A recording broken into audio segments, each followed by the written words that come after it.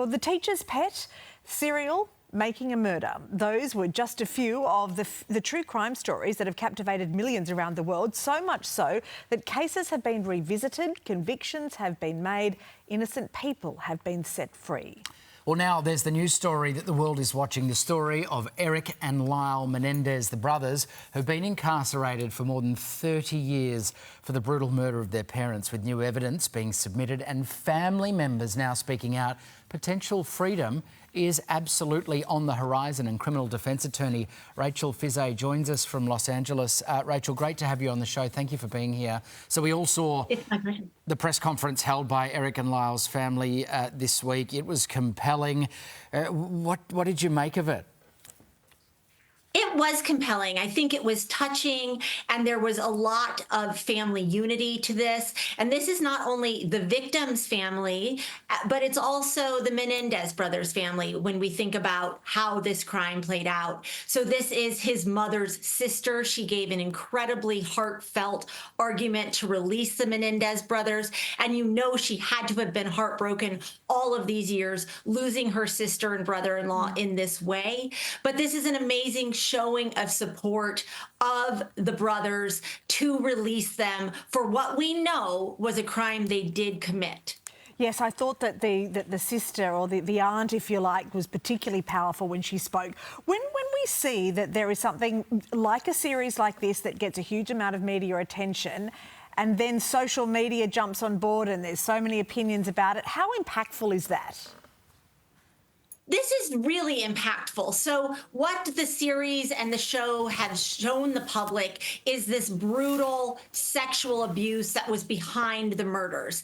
And what came from showing the public that is a public outcry in how they were treated afterwards.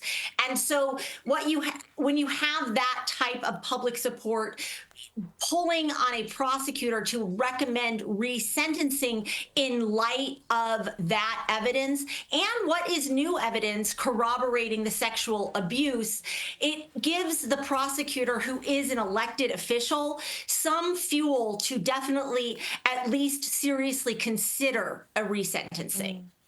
So how likely is that? And it's really a sign of the times, isn't it? Because that level of abuse, if we're to buy into this as a triggering factor, is a sign of the times. And it was really quickly dismissed when this case was being looked at back in the late 80s.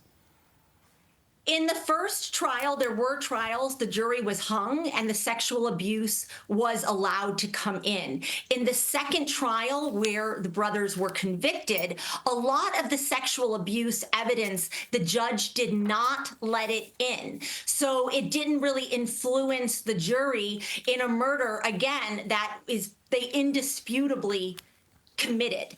So now what is happening through the public opinion, through a sign of the times, and what we know now about sexual abuse and the mental health challenges that go along with it, is that they're reevaluating how the judge at that point treated that abuse as it related to a mitigating factor in sentencing the brothers for this crime.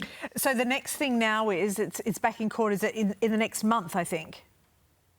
The DA would take it back to court, and then the district attorney here would recommend really for their release, for time served in a resentencing hearing. It is still up to the judge. It is not a slam dunk, but if the victims would like to be set free, which obviously they would, and the prosecutor agrees, it is likely that the judge will allow a release. Rachel Fizet, really interesting to talk to you. Thank you.